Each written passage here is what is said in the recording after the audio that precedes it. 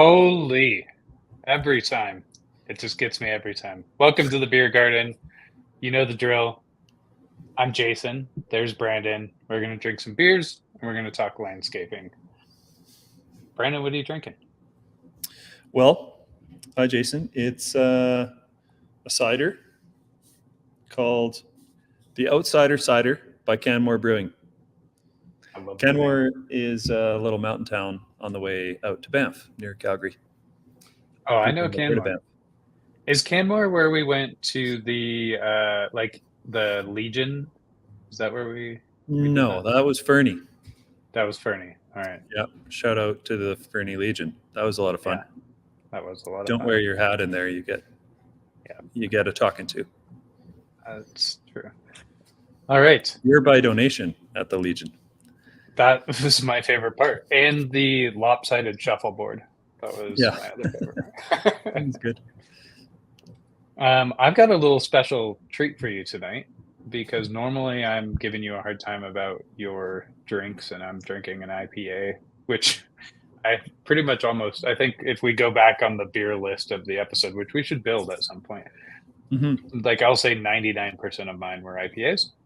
Today, special treat for Brandon, I'm drinking Two Towns Cider House Pacific Pineapple Cider. So I'll be enjoying a cider with you. You actually left this in my fridge. So that's why Nice. I'm drinking that. Yeah. Very good. That Cheers. was cheap rent. Cheers. Wi-Fi cheers. Oh no, I'm drinking out of that. I have a glass. Oh man. And the sound of that glass, we're gonna sample that and keep it for later. Oh yeah. We didn't have any pint glasses in our house. We live pretty minimalist when it comes to those types of things. So I've got this. I think this is like a mason jar. Mason jar. Yeah. That's a mason jar. Yeah. Mason jars make the best glasses. I'm a big fan of mason jars. When Isn't I lived that what in your arena is named after? Ball Arena. Well, Ball makes the mason jars. they make mason jars. They also make cans. Like probably the can that you're drinking out of is made by Ball. I don't know where you see like who it's made by. That's how you build generational wealth. You know, starting really a business that makes cans or toothbrushes. Or shout out to our biggest fans, my mom and Michelle's mom. They both. Michelle's mom asked, "Where was the podcast last Friday, Jason?" You promised everyone a weekly podcast drop, and Kathy reached out to give us trouble. So did Riley at work. By the time this podcast comes out, there will have been one the previous Friday, so everyone's going to go back and look and be like, "They're crazy. Jason was on it." What are we talking about today? We're talking about preparing for winter. So it is time to prepare for winter. It's dark out already. The days are getting short. And all we're doing every day basically is preparing for winter and doing fall cleanups. So we've got a few good points, a few things that Jason and I have refined over the years, some good tools, I think, that'll actually be quite helpful that some of them I learned from other companies and some of them we came up with in our company. But we'll just get right into the first one. Actually, before we do that, kind of a personal question. Do you prefer, like personally, do you prefer summer or winter? Summer. No, that's not actually an easy question. Most people would think it is, but there is a handful of people at my work that do prefer winter. And I think that if you can live life in a very it's like a very unpredictable life doing snow removal. Everyone watching that does it knows. If you can accept that and you can like live your life that way, it can be great. Get a lot, quite a bit of time off depending where you are. You just have to be used to telling your friends, when they're all going skiing, you have to be used to telling them at, 6 a.m. or whatever that you don't know until you check the forecast. or whatever, or the week before until you check the forecast. So you say that a lot over the winter, but I prefer summer. I like the equipment better. I just like the service is better. It's predictable. It's like, I don't know. I do love plowing snow too, but just not every day. All right, fair enough. How about you? I think I prefer winter actually. Well, you live in Denver, Yeah, well, yeah, it's nice obviously. and You don't do in anything. Denver in the winter still. Well, no, I think the main reason is, uh, I don't know that I've always preferred the winter, but I'm not I'm not in the field anymore. I'm not on the tools, so that certainly has an impact on it. Um, but I'll say just like there's during the summer, just like driving around, even not being on the tools, not being like even like super tied in the day to day as far as production goes. So it shouldn't really matter what time of year it is. There's a low level stress in the summer. Like everywhere I drive and look, and like you're driving down the street and you see a property, you're like looking out your window and you're like, man, that property does not look good. I really hope that's not one of our properties. Like you just have this low level, like there's a low level stress. In the winter, it's like a little bit more of an even playing field. It's just like everything's chill, everything's leveled out, and there's just a little less stress until there's like a ton of stress when it dumps snow. Yeah. And I'm like more of that like chaos mindset. I love chaos. It's like when the whole city shuts down because there's a blizzard, like that's my heaven. It's like all Wow. bets are off. That's The rules are off. really Like interesting. something That says about a it. lot about you. Anyways, yeah, it does. Okay, so this first one, and I promise there is some good stuff in here. This one's going to sound pretty boring. Build and maintain a checklist, but there is some gold within this. So something, and we got this from another company. I think that a bigger company than us. I watched a webinar years ago, and got this idea to build.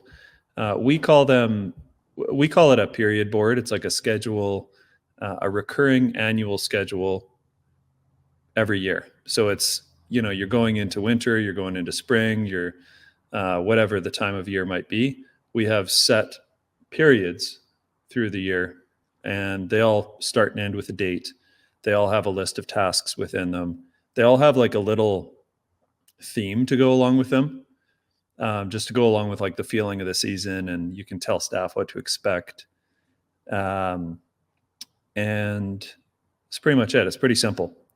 The length of time is not always the same. So winter is like a pretty long period, and then like spring prep is fairly short. If you wanted to get a start, you could just do it by quarters or by seasons or something like that.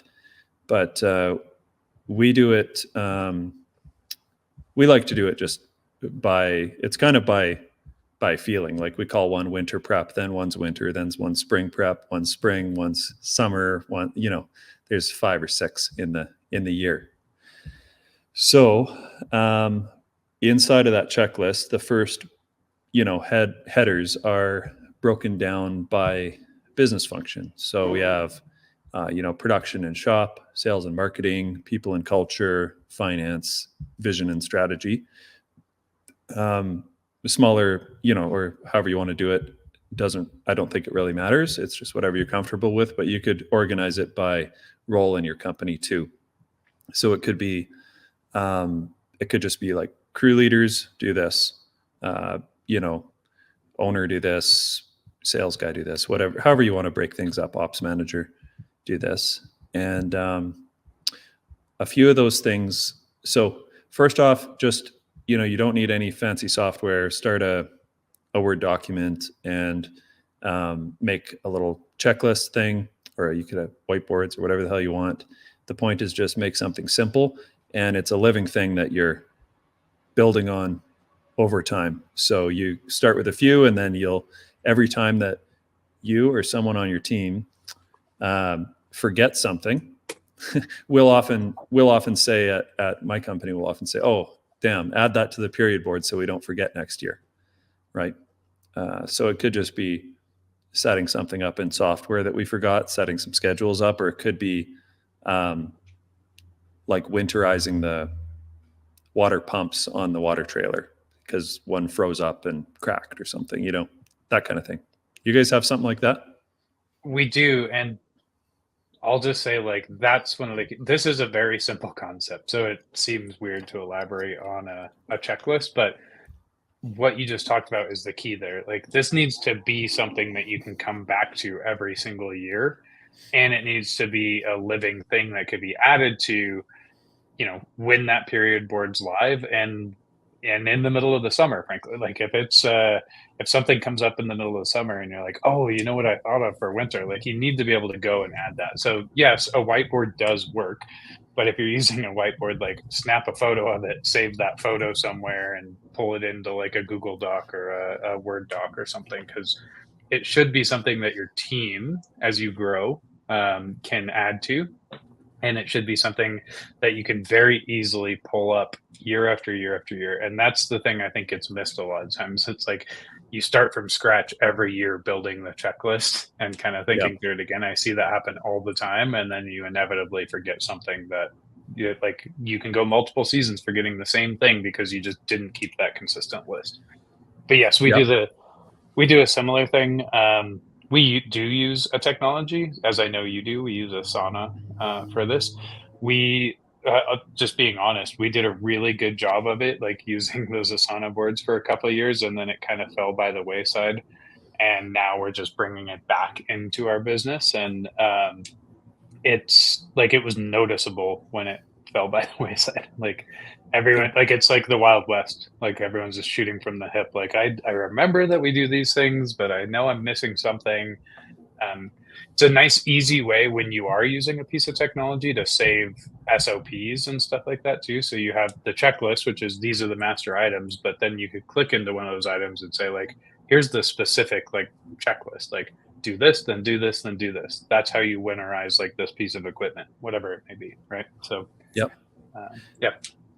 Assign every task or section to a person, so one person is accountable. The saying is, if more than one person is accountable, no one's accountable. So make one person accountable for all of them. And then something else that's really helpful for, if you're a small company now, if it was just me running the business every single day and I had a few crews out there, I would still build this, because this is like gold when you're ready to transfer it off to your first operations manager, you hire your first office manager, or whatever it may be, because it's a lot of these things you only do once a year. That's the point of this.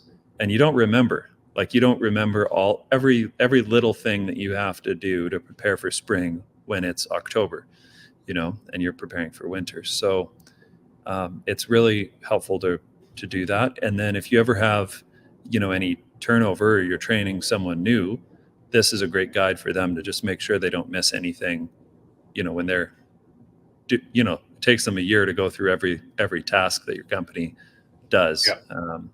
So it's very simple system, and it's been really helpful for us. We review it every single week. So every week in our weekly meetings, we go through the list and say, for this section, like, how are you doing on that? That one's past due. Do you need any help with it, or what's going on, to make sure they all get done. So it's not like a handout and forget about it kind of thing. That's a big one that you just mentioned, the kind of safeguarding against turnover. And frankly, even if it's just you right now, like, you're going to forget from year to year, as Brandon mentioned, but, like, what happens when you do start to build this? Like, everyone's heard the bus test, right? Where it's like, if all the knowledge is in your brain or one of your key staff members' brains, and that person gets hit by a bus, like, how does the company continue on after Graphic. that? Yeah. So like, but seriously, like, God forbid, like, you get sick or you have some sort of, like, life change. Maybe it's not something terrible like that. Maybe you have a kid, maybe something comes up, and um something Neither comes up Jason where and you, I have kids. right. Heaven forbid you have a child or something. um, but like you have to step away for a little bit, but you need the business to continue running. That's the key here. Is it's like that institutional knowledge is stored somewhere, and everyone understands that they can just reference that list and go through and have all the information they need to be successful. So I think that's a big Yeah, part of it. What are some of the things that you have within those buckets? So obviously, there's a ton in there, but like just some examples sure. for all those different buckets that you listed. So for like operations, like production and your shop or equipment, um, so this is only covering going into winter, like winter prep period. A post summer review meeting. So the best time to remember all the things you wish you would work on and improve for next summer, and the things that you struggled with over this summer, the best time is at the end of summer, not in the middle of winter after a couple months of getting into snow removal. I know everybody's climate's a bit different, but some of you might do, landscaping all winter, but I sure don't. So a post summer review meeting and just say, hey, what are the things that we really struggled on? And maybe you'll come up with some good projects or things like that to work on over winter. Simple things like ordering winter materials. So order in, stockpile salt and ice melt and shovels and replacement edges for your plows and things like that. Equipment assignments, if you do that, truck assignments, trailer assignments, winterizing freeze damage equipment, like the water pump example, all your backpack sprayers and things like that. I had a winter where we forgot to do that, and we left everything out in a sea can that all winter, and then we take out our backpack sprayers, and they're all the pumps are cracked because we didn't put any plumbing antifreeze in them. Setting up element schedules. We use element for winter. Shout out element. It's pretty good. So setting all those up so you're not caught off guard. And then we like to do full equipment inventory. So if you have a lot of equipment, we have hundreds of pieces of equipment if you count all the leaf blowers and line trimmers and hedge trimmers and everything. So just doing an equipment inventory and putting eyes on everything and making sure you still have it. It's a good time of year to do that. So those are all items just in the production kind of operations section. Sales and marketing. So confirming your capacities. You probably should have done this in a period before, actually, but confirming like crew capacities. So it's like sidewalk crew capacities, plow capacities, spreader truck capacities, seeing what your sales goal is going to be. Are you just be a little proactive with it? Set a number or an area of your service area that you want to focus in to build up, to fill up your crew schedules, understanding what all that is. I think we're going to do a full episode on just how to figure that out. Preparing any marketing materials and executing on that. We do like, we call it a hiring barbecue, but like a hiring fair. So we actually, lots of places staff down for winter. We tend to staff up. So we hold hiring barbecues. We just had one actually last Saturday. I think it was our most successful one, or it was certainly up there. But we just have sort of a little like side story, but we have these barbecues that we advertise for, and we had people like waiting, like a lineup out the gate of our yard for this thing. It was like a new PlayStation just came out or something. Like people were practically in tents camping out the night before. Not quite that extreme, but we had 100 people come through our yard. We ran out of food and food and drinks, and we just do it in our yard, and it's like a very easy thing to attend, as opposed to scheduling people for interviews over the phone. We have our staff come there, our managers, and we have a lot of our crew leaders and technicians there in the yard as well.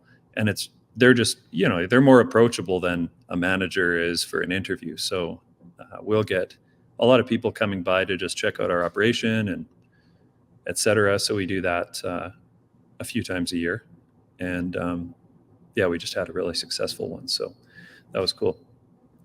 We do like budgeting, draft budget for the upcoming year before we get into winter.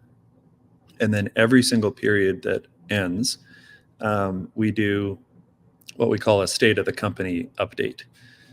So I will just kind of, meet with all the staff. You can do it over a Zoom recording or whatever makes sense in your business. In person's best if you can, but just tell people what's going on in the company, where we've been, where we are, where we're going, and just kind of cast the vision of the company so everybody knows what's going on.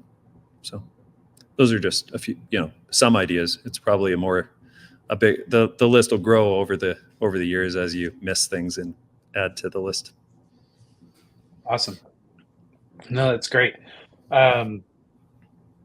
Very similar to our boards as far as the tasks in there. And one of the points that you made, I just wanted to kind of highlight, which is a lot of this stuff you'll find, like, you'll put it in the winter board because it's an activity for winter, but then you'll find like, oh, I should actually bump that up to the period before. Like, we should be doing that the period before, like the sales and marketing tasks, those sorts of things. And you start to really dial those lists in.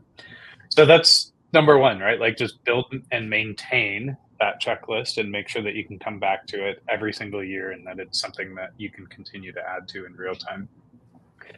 That's kind of like the broad 30,000 foot view, right? But then there's specifics within that we wanted to highlight as well. And one of those, I think everyone who does snow knows this, but I can't stress this enough, like your pre-season inspections, your site inspections, and the site setup that goes along with that. So for us, like, we're at a scale now where it's our account managers doing that, but it might be you doing it. It might be your production manager, whatever that is in your company. For us, it's our account managers, and they're doing a few things. They're meeting typically with the customer. We always request that the customer be available for this meeting, if at all possible, because we like to kind of kill two birds with one stone here. We like doing the preseason inspection, but also just kind of like setting and aligning those customer expectations for the upcoming season, which we'll talk about here in a minute.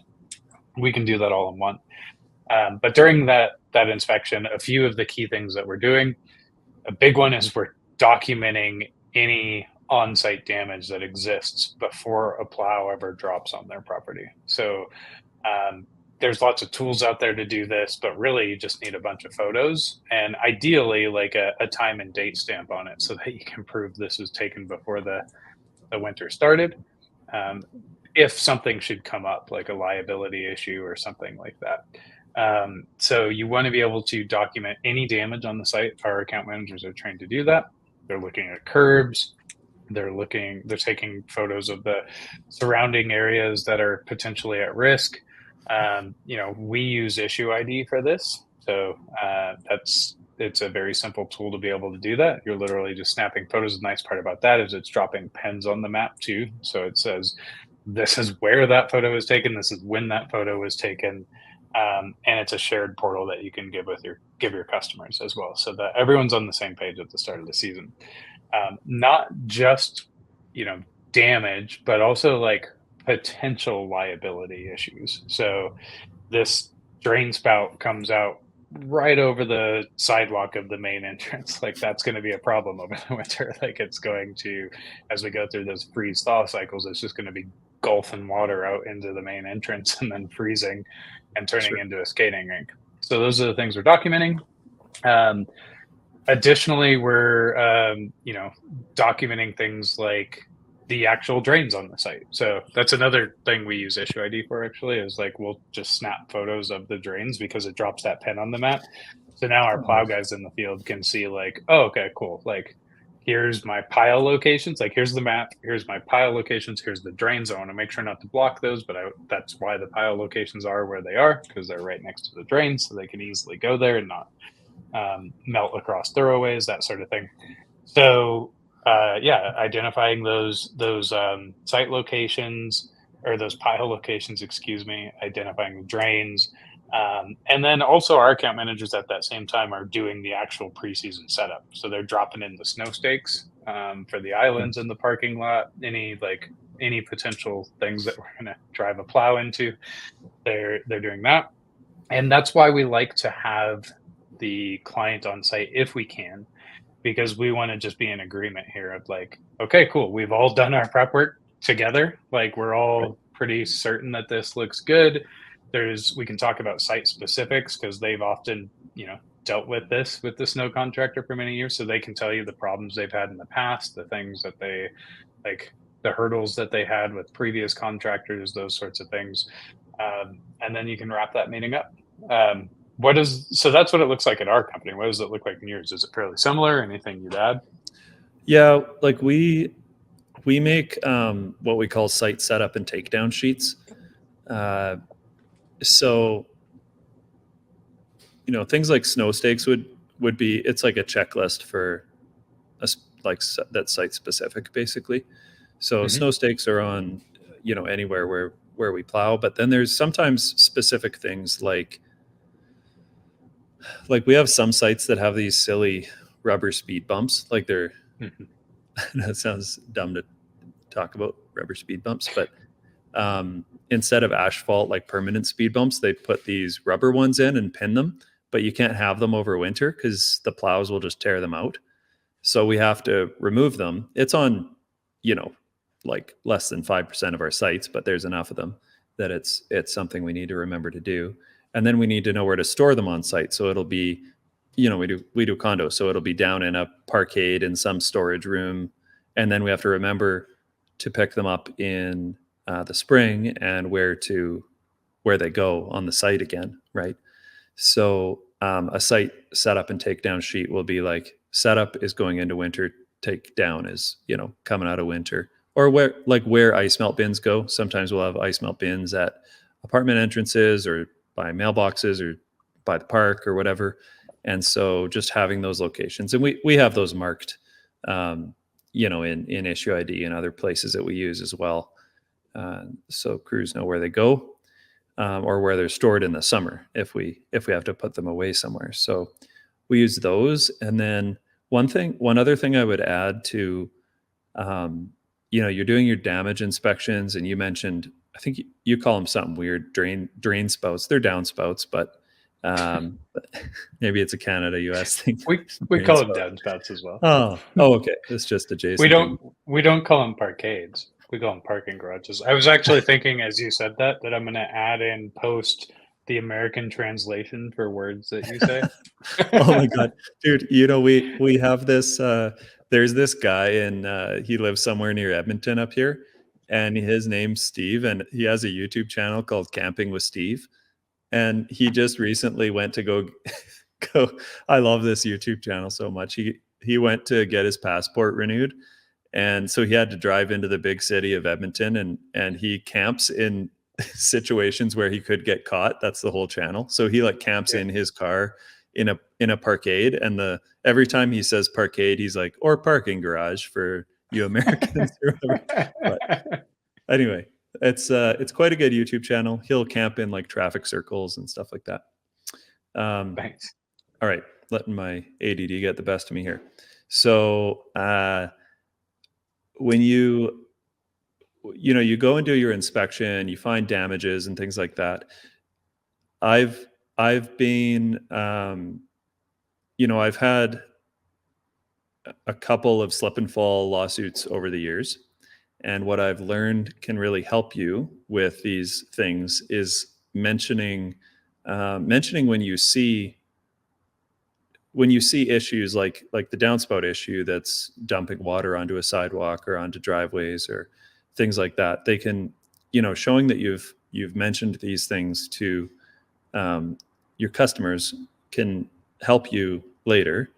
Not that I'm a a lawyer or anything by any means. That'd be I think ridiculous. I'm literally the opposite of that. If you had to choose what the opposite of a lawyer was, that's me. But not only is it just like, often what they're hiring you to do, like you're the professional, you see a hazard, you should bring it up regardless of that. But it can help you in those situations too. So document those things, mention, the drainage is bad here and it's something that you should look at addressing. Or there's cracked sidewalks that people could trip over, or whatever that piling area where you've been piling the snow is a flood hazard to the basement next, near it. These kind of things are things that you probably, if you've been in the industry a long time, you just see when you walk around. Your customers don't. And if they're condo boards and things like that, they're volunteers. You like help them out, So that's kind of I guess the last thing I'd say about that. Awesome. Cool. So we've got your checklist. You've done your preseason inspections and site setup. Another one that you mentioned in that checklist, and you kind of alluded to, is staffing up for the winter. Staffing up or staffing down, regardless of what your situation is for your company. There's adjustments typically that need to be made going into the winter regarding staffing. And there's a lot of different strategies for that, right? Like in Denver, I'll just say, our winters are not nearly as heavy as Calgary. So we don't staff up in the winter. We definitely keep our core staff on through the winter, and we keep them busy when we're not doing snow removal with enhancement projects and things like that. But we have to have a little bit of a different makeup for our staff in the winter, because we need like a lot of people when it snows. And then for us, we need them to go away when it's not snowing, like a handful of them. We need them to go away. Like we can't afford to keep that amount of people on staff through the entire winter. It's just the reality of it. Like we're not going to have enough additional work outside of snow for them. But we definitely need a lot of people for snow. So there's we need to be able to scale up really quickly and at the drop of a hat when it snows. So there's different strategies that we use for that. And actually, a lot of these we borrowed from you. I think the first time I ever heard of like a casual labor list was from you years and years ago. We talked about that, right? Like I always just thought like, if you're in-house staff or you have subs, right? And casuals are essentially a type of subs, but it's like these are people, like I'll let you explain a little bit better, but it's a list of people that you can just keep on call, who probably have other jobs, other work, but like occasionally they might be available for snow. Difference between them and a standard sub, in my opinion, is like they may not be available every single storm that you call them, like a sub would be. Like a sub's prepared to be there. That's their role. Like they're going to be there. Sure. Sometimes with their equipment, their staff, whatever, to like do the job. And then they're casuals. It's like you're going to reach out to 100 of them and maybe get 5 of them or 10 of them for this particular storm. So you want to kind of elaborate on that and how you, because yours is interesting because you actually have to staff up during the winter. So I'm always intrigued by that. Yeah, we don't lay anybody off. We often staff up. Like we're staffing up because we've just sold new contracts. Like we sell contracts. Again, we only do condos and HOAs, so we're selling only really at 2 times a year, a little bit in the middle, but we're talking like 20 times more in going into summer and then going into winter than in the middle of summer or the middle of winter. So we're not necessarily staffing up because we have that much more work on our sites. It's just we just sold new sites, is typically what it is. So we're not doing layoffs, and then sometimes we have summer staff, not much, but we'll have a few students and things like that, or people that don't like the cold and whatever. That's can't blame them, that don't want to work in the winter. So we form a casual list, and this is exactly what it sounds like. Every province is going to have, and state is going to have different rules around this. Can you hear that siren in the background? Oh, 100%. This is like maybe So the fourth or fifth episode where we've had a siren make an I know appearance. people from the States are thinking I Canada's didn't all know you. safe and stuff, but I didn't know you there's guys had probably sirens up there. Tim Hortons out of Timbits or something nearby. I don't know. Yeah, probably. Anyway, I didn't know the Mounties had sirens. That's crazy. that's actually an emergency Zamboni job that had to happen. Yeah, the hockey pond. Um, so casuals. So the trick that you are trying to the magic trick is like you have to staff up very very fast. Like a few times a winter, it's going to be the morning of, right? We do Yeah. day work, not night work in condos. So you know, it's like 5 in the morning. We've got the Rockies just to the west, just like Denver does. So it's like 5 in the morning. There's an unforecast storm that dumps a huge amount of snow on you, and you need to start at 6:30 or 7. So in an hour and a half or two, suddenly you need to go from, you know, 40 staff to 60 staff or something. And like, how do you find 20 people in an hour or less?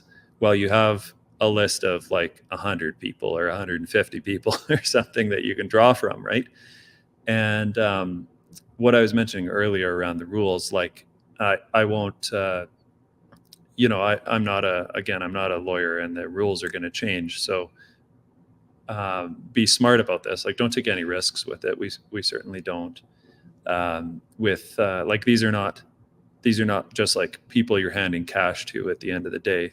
If you want to Right. run it that way, by all means, go for it. But that's not really what these people are. They're not cash corner kind of guys. Do you guys have that? They're like a cash corner in Denver? I've never heard it called Cash Corner, but it's like the group of guys sitting in front of the Home Depot trying to get work is Oh, like that. yeah. Here it's Yeah. just a corner downtown.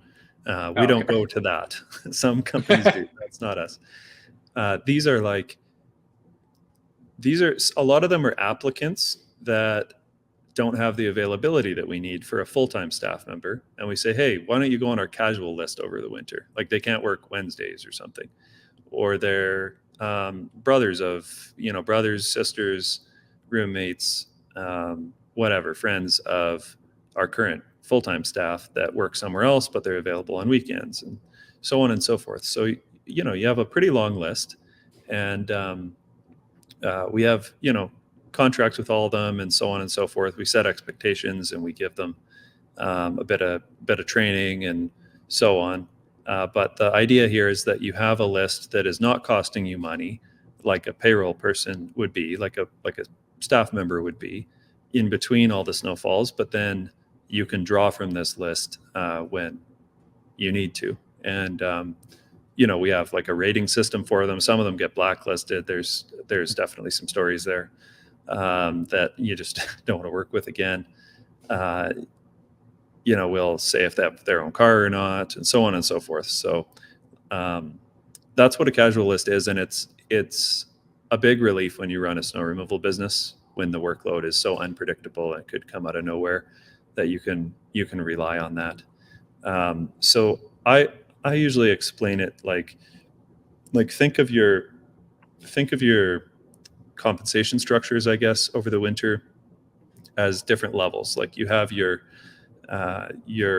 managers that you need to run the business full time, or your crew leaders that need a guarantee. You need to give them an amount that employs them and keeps them with you over the winter season. Here we don't do much landscaping at all between snowfalls, and there's only like 60% of a full-time job worth of hours over the winter is kind of the average there. But we still need people ready 7 days a week, so they can't really have another job. So that's one of the challenges. You have to come up with these compensation structures, and there's many different options. The point is that if you have like 2 or 3 levels, you have maybe your full-time salary manager that just gets paid no matter what. Here you have a crew leader that gets whatever 60 hours every 2 weeks guaranteed pay, and you have casual workers. And when you're doing interviews, or you're whatever the case may be, like your seasonal workers that go to school in the winter, well, maybe they're available on Saturdays and they can be on the casual list. So anytime you're slotting people into those different categories, and that's kind of the simple long explanation. No, that's great. I love the idea of the casuals. I remember when you and I first talked about it, I think we were on a trip somewhere and it came up. But one of the things, like, we've had some really good luck with building our casual list. One of the things, always you mention this, but like friends or family members of existing staff, that's an easy place to start. Just like any hiring, right? Like the people who work for you tend to have a network of people that you can count on. But then beyond that, a few things that really worked for us. So to start, just because it was my network, like I came from the music industry, I've been in the music industry for years. I knew a ton of touring musicians who, like, their main thing they want to be doing and that they're trying to actively pursue is just touring, playing music all over the world. But when they're home, they got to like make some cash and make some cash wherever they can. So it's really hard for them to hold down like a full-time job. I was pretty fortunate to be able to hold down a full-time job because it was somewhat seasonal and I could like flex in and out. And I worked with people who gave me the flexibility to do that, but that's very rare. So I just built a list of like musicians, like tons of musicians. And for a while it was pretty stacked with, like, I'll say, like, if you followed the music scene, some pretty like well-known musicians based out of the Who did you Colorado have? area. So I've had well known in Colorado, you might not know, Oh, but like we have members of bands in the Whale, the Photo Atlas, um, for a while, some people that were touring with bands like 303, The Fray, like those sorts of things. So like, these are big bands that that's their main gig, but when they're home, they need to make cash. So they would they were great casuals, and we continue to keep a list of musicians on our casuals. Another thing that we found is like partnerships with other companies that shut down when it snows, but then they need their staff back when it's not snowing. So right. we work with a couple companies that do like road construction, like bridges and highways and things like that. And they tend to, like, when it gets really bad and it snows, they kind of shut down for a couple days until they can, other than their key, like, management staff and Like those sorts roofing of things. companies too. Roofing companies Yeah, can be good. Yeah. exactly. And so we can like pull from their staff, keep them busy. That company is happy because their staff's not coming to them complaining about, like, hey, we're missing our hours, like, what's going on.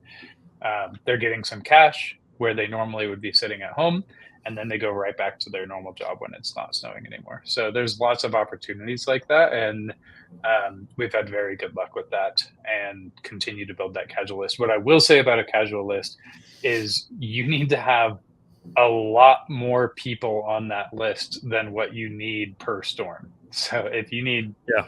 10 people per storm, like, build a list of 100 people. Like, there's Yeah. going to be a lot of people that aren't available for the storm, and that's fine. We make that very clear at the beginning. Like, if you're not available for the storm, don't respond. Like, that's fine. You don't need to be available. But if you say you're coming, you have to show up. If you reserve one of those spots, you have to show up or you're blacklisted. Yep. The last thing that I'll say there is, to your point, these are not the, what'd you call them, the corner folks? Was it Cash corner. I don't know. We call it cash corner in Calgary. I don't cash even know if corner? it's still there, but yeah, it's just you just go there in the morning for a cash job. Okay. Yeah, Yep. so this is not a cash corner job, and as such, like, if you want to be on our casual list, you have to attend one of our training events at the beginning of the season to be on our casual list. So you have to go through the training, you have to understand the expectations, you have to, like, you're trained up like any of our other staff. It's just simply that you don't have the same availability, and so And we're only going to get we listed don't when use you're. them for, like, they never really operate equipment or drive trucks or anything. No, Just to be clear, no. they're on a shovel. Yeah. Sometimes, well, we use this yeah, nobody else uses them for snow removal outside of Calgary, but we use like backpack blowers and anywhere, I guess, else in the continent that there's dry, dusty snow like there is in Alberta. You might do it, and we'll put them on those, but even that's risky sometimes. Yeah. They'll put diesel in it or something. Yeah. Anyway, Cool. yeah. You ready for the next one? Yeah, let's do I got to it. show off my big sponsor. Third, what is this? How many episodes? Third? Oh no, by the time this comes out, we'll be at like 6 or 7. Oh, it's episode 6 or 7. And big name sponsor here. This is Yeti. Is that a Yeti? Oh man. I've got a desktop cooler. Yeah, Michelle and I didn't have enough cooler space on our last camping trip, so I got this high-end cooler right by my desk here, and I've got a new feature beer. Are you ready for it? I'm ready for it. What do you got? This one I'm quite excited about. We just went on a little walk to the local liquor store, and right here I've got from Big Rock Brewing. This is the Tragically Hip Lake Fever Lager. Big Rock is Calgary Brewery, and Tragically Hip is the shit. That is the most Canadian beer I've ever seen. Yeah. Other than Molson. Big Rock Brewery. So Big Rock is literally just a big rock, just near Calgary. So we're kind of in the bit of the, Calgary's in the bald ass prairies. The mountains are to the west. So we just have a big rock in a field that a brewery is named after. And the Tragically Hip is for Americans that don't know, probably the best band. Well, first best, Epilogue second, Jason's band, and then Tragically Hip's just slightly better. I would say, no offense, Jason. No, it's fine. None taken. But they're kind of like I was going to say they're like a Canadian version of Pearl Jam, sort of. I'll probably get a lot of hate for that. But I will say Pearl Jam's probably an American version of Tragically Hip is actually how it is. So, Gord Downey's the shit. He was their lead singer. Tragically passed away. A lot of cool hats. If you like hats, check out Gord Downey. And if you enjoy music at all, check out the Tragically Hip. Particularly, they have a song called "New Orleans is Sinking," and it's like one of the most popular songs. This is like from 1990 or something. And I remember when New Orleans was actually sinking, they took it off the radio. They wouldn't play it in Canada on the radio in Calgary anyway, which is good because that was offensive probably. But so polite. Check it out. So polite of our neighbors to the north. Yes, it was yeah, it was like too soon, even though the song came out decades before. So nice. What type of beer is that? I don't know if I've ever actually had it. It's called Lake Fever Lager, so I bet it's a lager. Yeah. Nice. All right. What do you got? Another one of those?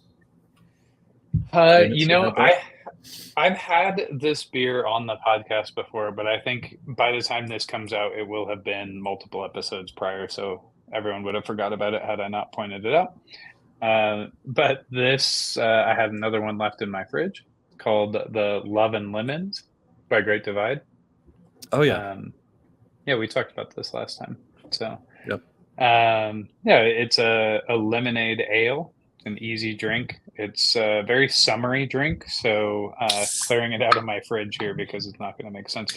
Although I'm excited for winter. I feel like we're going to have some more porters and stouts on the podcast here. Oh. Do you like dark beers?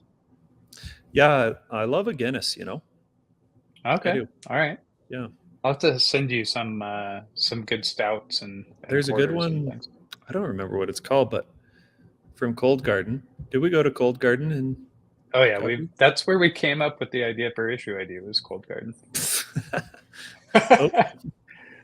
Yeah, they have a good one at Cold Garden. vanilla cappuccino porter. It's very Ooh, good. Yeah. nice. These guys make a really good beer called Yeti. I believe it's a stout, if I'm not mistaken. Um, but it's called the Yeti, and they do a bunch of different variations of it. So they'll have like a strawberry Yeti. They'll have like I think I talked about this last time, but like the Girl Scout cookie Yeti. They'll do that. Yeah, I like They'll that do a idea. whole bunch of different types. Cool. It's pretty good beer. The Tragically Hip beer. I don't know Was if I've it? ever had it. Send me Yeah. one. Nope. Okay. I'm happy that you are a fan of the Tragically Hip and not another Canadian band, Nickelback, which is going to make some enemies here on the podcast. But No. Is that like people in America like Nickelback? Is it big? I mean, Nickelback's a huge band, so some Oh, people like them, but they're also like I didn't really know. I mean, they're I like know, I a know, I know they're big. I just didn't really know how big they were down in America. oh, they're huge. But it's they're the running, like they're the butt of the joke, a running joke. Like it's like Nickelback's just that band you refer to when you're Nickelback, referring to a band Creed, that's yeah, terrible. all that shit. Yeah, There's exactly. a radio station in Calgary, X92. They have a no Nickelback guarantee. That's how much. There's enough people that hate Nickelback, I guess. But yeah, if I'm traveling alone, like in my car, and some Nickelback comes on, don't tell anybody. But I dig it. No, well, you just told They're from everybody. a tiniest little town called Hanna. Really? Yeah, it's Where? like this in Alberta. Oh, it's in Alberta. I didn't know that. I Yeah, figured like on everything good comes out Ontario here. or something. Why would you think that? No, Terrible. Sorry. Maybe I was that's going to why. talk about Trailer Park Boys for the next hour, but we can save that for another time.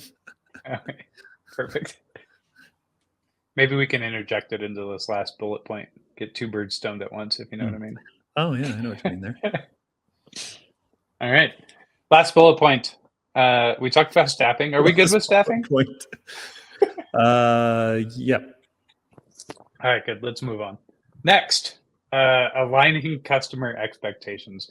So I touched on this a little bit when we were talking about the preseason Impossible, inspection. yet important. Yeah, exactly. Do everything you can. And we all know this challenge, but it's like this bullet point, I guess, to summarize it in a 30,000 foot view is like, think of all the complaints and all the things that you had to deal with in the previous season. Hopefully you noted it down, and like you're trying to eliminate that coming up this season. So Yeah. you're meeting with the customer to discuss, timing. Every customer wants to be that first one on the route. They want you there before anyone else. Some guys are doing it at night. Some guys are doing it at the day, depending on the properties that you manage. Those things need to be communicated because either one's going to get complaints. Drop a plow at 1 a.m. on a residential property, or near a residential property, you're going to get some complaints. The best one is when you get we joke that it's like next door neighbors on these HOAs we do, but you'll get one person that sends in a complaint that you were there, we're there at 7:30 in the morning and we woke them up and they're pissed and they wish that we could, come at 9:30 or 10 instead. And then we get a compliment from the same property from another resident that thanks us for coming so early so that they could get out and get to work. So yeah. So what are some of the ways that you do this? You achieved this impossible task? We basically know, right? Like if you've done it for a few years, the common things. They're not like random, right? They're pretty consistent. Like people will, for example, complain about like ice melt and their pet's feet, or ice melt getting drug into corridors of apartment buildings or lobbies or whatever you call them. They'll complain about the timing of snow removal. They'll wonder, if you're doing more than one visit, like all these things. There's not, I'm making it sound like there's a ton, but there's probably 10 things that are super common. Pile locations. Yeah, like whatever.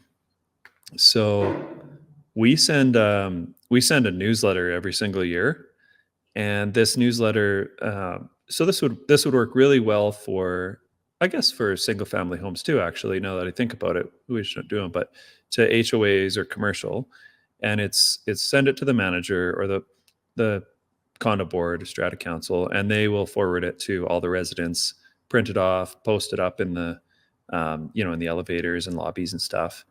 And it's just literally what to expect, right? This is what you can expect from the company, and also it's a really good opportunity to mention some safety related things. So we have issues with I guess it probably doesn't get cold enough in Denver, but it gets colder than shit up here, as you know, as everybody knows in Canada, and we have to plug our cars in. So there's like extension cords running across sidewalks to plug cars in to keep them warm enough to start in wintertime a lot. And we're coming through with snow blowers and sweepers and blades, and we can't see them under the sidewalk. So now we're we're hitting them, and they tear out of cars, and they tear they like rip out of the wall of the person's house, and And now destroy your snowblower. and destroy well, that it's more like a hazardous rat's nest. It's like an electrified mess of wires. So it's something you have to tell your staff about too. But now with electric cars, now it's not like this little cord. Now it's like enough to power the Empire State Building going across the sidewalk that you're going to hit. So anyway, we include that mentions of that in the newsletter, to just keep to not run them on sidewalks, and just mention all those things, like tell customers what to expect. And we found that it drastically reduces the amount of communications. Now they know, right? It's also a great way to introduce yourself to the customer, so they know who the contractor is. Like, what a better way to get renewals and keep contracts than have them know who's serving the site. Like, you're not just the landscaper or the snow guys. You're whatever your company name is. So You're sending that to the board and the property managers because those are the contacts that you have, but you're encouraging them to forward that on to all the residents within the community. exactly, yeah, and post it Awesome. up, like print it off, post it up. Yeah. Yeah. Yeah. We send That's notices too. Like, one other thing is that if there's a big storm, like an out of the ordinary, like a once a winter kind of storm, and we know there's going to be big traffic delays or something, excuse me, we'll send off like a one-time notice just to forward to all the residents, and all the owners in the HOA. Just, hey, there might be a bit of a delay. If you're used to seeing us at 9 a.m. or 10 a.m., it might be 11 or noon or whatever. So right. we do that too. We do a similar thing. We haven't got great at the newsletter though, and that's something that we'll need to add and improve on. We do. We'll also though outline in our communications. So ours are more like kind of service notifications rather than a newsletter. I love the newsletter because it's something that's more likely to get forwarded on to all the residents. Ours are more service notifications. They get one before every storm, what to expect before, during, and after, those sorts of things. And one of the key things to include there is remember that like this hopefully will get forwarded on to other people. And they don't know what the board signed up for. So Exactly. Oftentimes the board signed up for, a trigger threshold to not have you come out until there's 3 inches or 4 inches accumulated. And so the residents seeing 2 inches accumulated and they're pissed, like, why is there 2 inches of snow and the contractor hasn't been out here? So like trying to get the word out about that as much as possible. And then also just like on a lot of our larger properties, there's a site plan that's built well in advance that says, on the first push when we come through, like, this is priority 1.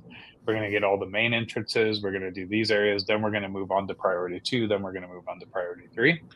And so a lot of the times the complaints that we'll get, if for people who don't know that, or just forgot that, are, well, they came and they did this area right next to my unit, but they haven't done this area yet. And it's like, well, that's part of priority two. They're making their way back around the property and they'll be there. So just making sure that like you over communicate those items. And I think the key, if you're doing properties like communities where there's a lot of non-decision makers, is trying to get that passed on to everyone as best you can. And I think Yeah. your newsletter is a great strategy for that. A few of those notices are, a couple of notices will save you so much grief and so much time, and your customers as well. Because if you think about it, like they don't know, like they don't, if you were on the other side of this, think of the perception, right? Like I know you're going through the biggest storm of the winter and it's terribly difficult and everybody on your team is pushed to their limits, and but these guys are just trying to get to work, or go meet their friend for at the restaurant or whatever, and they're paying condo fees and you only shoveled half the sidewalk. Like what's their perception going to be? Like the sidewalk's only half shoveled. It's the same as if you cut half the grass or something, right? They're like, why didn't they finish the job? So they're going to complain. But if you had sent a newsletter or a notice explaining, hey, on a big snowstorm, here's what you can expect. We're going to clear entrances and pathways and main areas, and then we're going to come back and the next day and get it out edge to edge. And it just makes it so they know you've got it under control. You have a process here, and you're not just you didn't screw anything up. It's just how it's going to be. So yeah. Awesome.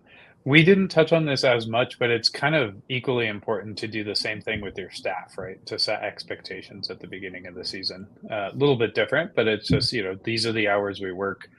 This is what you can expect. You're going to be partnered with people who maybe you haven't seen before with some of these casuals. Here's the expectations for working with them. Like same thing. It's like, I think with anything, it's just communication and setting those expectations early so everyone understands what to expect. And then on the same hand, making sure that your staff understands the expectations that are being communicated to the customers. Like they should know. Great point. Yeah, what you're telling the customers, because that's what they have to execute on. Yeah, absolutely. Good one. Thanks. All right. I think that pretty well covers it. Do you have anything else to add? No, I don't think so. Like the topic was prepping for winter, and I know that there's a million more, like checking the hydraulic fluid on your plows and like a bunch of equipment stuff that we didn't cover here. Not really the point. Like that stuff's, I think, the common things that people know. So hopefully we were able to share some actual just tools, like valuable tools that contain all those kind of granular things. Yeah, add those to your list. Add those to your checklist that you build. And there's plenty of resources out there for that stuff. If you are brand new and you're not sure of those things, look at the owner's manuals of all the equipment that you work with. Like ask someone else who has more experience. Like there's plenty of resources for that. We were hoping to give more of a 30,000 foot view and some actual tools that you could implement. So cool. Yeah, to add on to my my drinking game, last time I said every time Jason calls the landscape and snow removal company industry a space, when he says working in this space or that kind of thing, we drink. Now we also drink when Jason says 30,000 foot view. I knew that was coming. Well, thank you guys for tuning in. Brandon, thank you as always. This has been a pleasure. And for those of you listening, please like, comment, and share. We'd love to hear what's working for you, what's not working for you, and what topics you'd like for us to cover. Thanks very much for tuning in to the Beer Garden, and cheers.